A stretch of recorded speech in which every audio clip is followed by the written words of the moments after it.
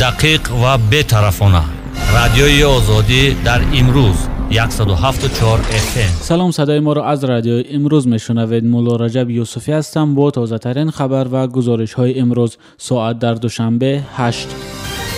دادگاه شهر سنت پترزبورگ رد شدن پرونده جنایی از روی مرگ کودک 5 ماهه تاجیک عمرعلی نظرов را قانونی اعلان کرد. به این ترتیب دادگاه طلب وکیلان را برای به جوابگری کشیدن کارمندان پلیس و خدمات مهاجرت را رد نمود. وکیلان این قضیه میگویند که اکنون به دادگاه حقوق بشری اروپا مراجعت میکنند.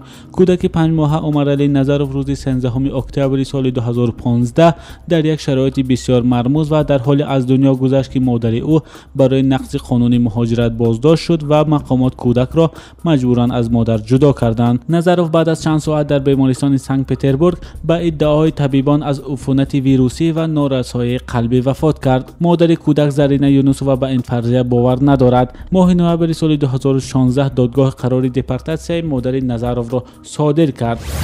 دونالد ترامپ رئیس جمهوری آمریکا روز دوشنبه با امضای یک قرار به تحقیق عملکردهای چین اجازه داد که به گفته شرکت‌های آمریکایی مالکیت ذهنی ایالات متحده را به یغما میبرد. نماینده آمریکا در امور تجارت بین المللی رابرت لایتخایزر از صلاحیت تحقیق قانونی بودن عمل مقامات پکین برخوردار شد. چین شرکت‌های آمریکایی صادرکننده مال را وظیفه‌دار کرده است که در قلمروش کارخانه‌های مشترک تأسیس دهند و تکنولوژی خود را در اختیار شریکان چینی شان گذارند. دونالد ترامپ روز 14 آگوست قبل از امضای این مموراندوم گفت: همچون رئیس جمهوری ایالات متحده آمریکا وظیفه و مسئولیت من است که کارگران آمریکا، تکنولوژی و صنعت را از استفاده ناعادلانه و تحقیرآمیز حمایت کنم. ما علیه دزدی تکنولوژی که جایهای کاری آمریکا را از بین میبرد مبارزه خواهیم برد. بر پایه قانون‌های نوی چین شرکت‌های آمریکایی مجبورند رمز برنامه‌های را در اختیار مقامات پکین گذارند که دسترسی به اطلاع شخصی کاربران و سری تکنولوژی را فراهم می‌سازد.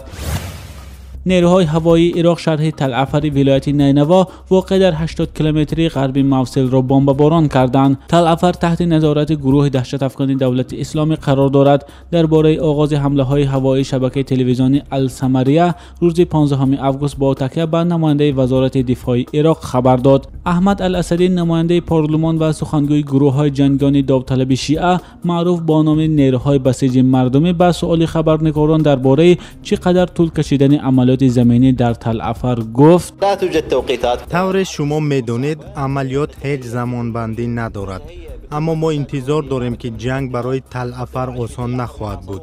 جنگجویان گروه دولت اسلامی قریب 8 ماه باز در تلعفر در محاصره قرار دارند، یا میمیرند یا تسلیم میشوند.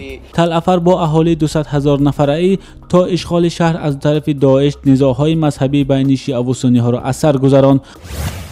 گروه جنگی طالبان در یک نامه باز از رئیس جمهوری آمریکا دونالد ترامپ دعوت کرده است که ایالات متحده نیروهایش را به جای تحکیم دادن از افغانستان خارج کند. در این نامه عبارت از 1600 کلمه که آن را سخنگوی طالبان ذبیح الله مجاهد ارسال کرده است، همچنین گفته می شود که خروج نیروهای آمریکا می تواند به جنگ میراثی در افغانستان خاتمه گذارد. این در حالی است که رهبر پنتاگون جیم میتیس روز 14 آگوست از نزدیک شدن مأموریت ترامپ به اعلان استراتژی نظامی در افغانستان خبر داد. تعداد نیروها که در سالهای 2010-2011 به 100,000 میرسید حالا شدیداً کاهش یافته است.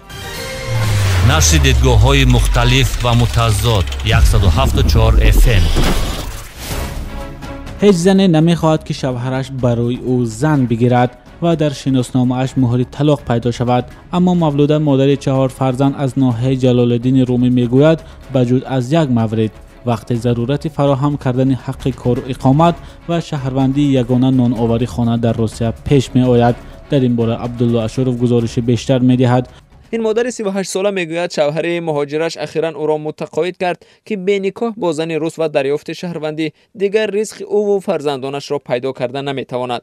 مولوده میگوید پس از قصه های شوهرش درباره عذاب و مشقت های مهاجرت رحم بر رشک پیروز آمد و او راضی شد که رسما از شوهرش طلاق بگیرد و راه او را برای ازدواج دوباره در روسیه باز کند. خیلی همینا عذاب نکشه گفته نگاه میکنیم. خیلی به پدر به وایا میرسه که اصونش نمیدانم چی میشه و اینا بخت اینا خیلی تقدیر اینا من نمیدانم چی میشه. اما این تنها مولوده نیست که به خاطر شهروندی روسیه شدن پدر خاندان از بحر رسمیات نیکاه و عائله گذشت کرده برای ازدواج شوهرش با خانم دیگر رضایت داده است. بسیار همتاهای او در تاجیکستان این شیوه دردناک را تجربه کردند و شوهرهای خود را داوطلبانه به آغوش زنهای روس می‌فرستند. پیش از ازدواج شهروند تاجیکستان با زن روس، مقامات روسیه از داماد تاجیک می‌خواهند ثابت کنند که در وطن همسر دیگر ندارد. این سند را در تاجیکستان وزارت عدلیه تأمین می‌کند. هر روز سه‌شنبه و پنجشنبه مهاجران، زنان و خواهران و مادران مهاجران در نزد وزارت جمع می‌آیند تا معلوماتنامه مرد مجرد بودن را دریافت کنند و مهاجر را به آرزوی شهروندی برسانند. اکثریت ارتش بیش از 800,000 مهاجران کره تاجیک در روسیه جوانان سن و سال ازدواج یعنی از 20 تا 28 ساله هستند و در بسیاری از موردها ازدواج آنها با زنان روس بر پایه محبت با یکدیگر هم صورت میگیرد. انور بقایف، یک ساکن تاجیک تبار روسیه که 14 سال قبل با دختر روس ازدواج کرده صاحب 3 فرزند شده است، میگوید ما اونجا می‌بینیم برای получение гражданства, да, مثل гражданство России گرفتم. فکر میکنن که вот гражданство میگیرن، там практика میکنن، خونه‌اش بپرسین دعوت میکنن. پالینا زوجه بقایف میگوید نوابسته به فرقیت فرهنگی و مذهبی او و شوهرش در رفاه و همدیگر فهمی به سر میبرند. پالینا از صفات‌های مهنت دوستی با وفایی و آرام طبیعتی شوهرش ستایش کرده میگوید به احترام مذهب‌های یکدیگر او به شوهرش قرآن و شوهرش به او انجیل خریداری کرده است. اما شمار مهاجرانی که مثل انور نامزدی دلخواه خود را پیدا کردند انگشت شمارند. مقامات ثبت اسناد حالت‌های شهروندی در روسیه میگویند مهاجران با زن‌های روس تنها به خاطر دریافت شهروندی ازدواج میکنند و برابر گرفتن شناسنامه آنها را طلاق میدهند. لاریسا نیکنوا، معاون رهبر ریاست ثبت اسناد حالت‌های شهروندی ولایت سوردلاس میگوید با دریافت شهروندی روسیه تاجیک تباران زود برای بیکار کردن عقد نکاح عریضه می‌دهند. به گفته او تنها در نیم سال روان آنها از 38 تاجیک تبار برای بیکار کردن عقد نکاح عریضه گرفتند. گزارش عبدالله اشورov را شنیدید.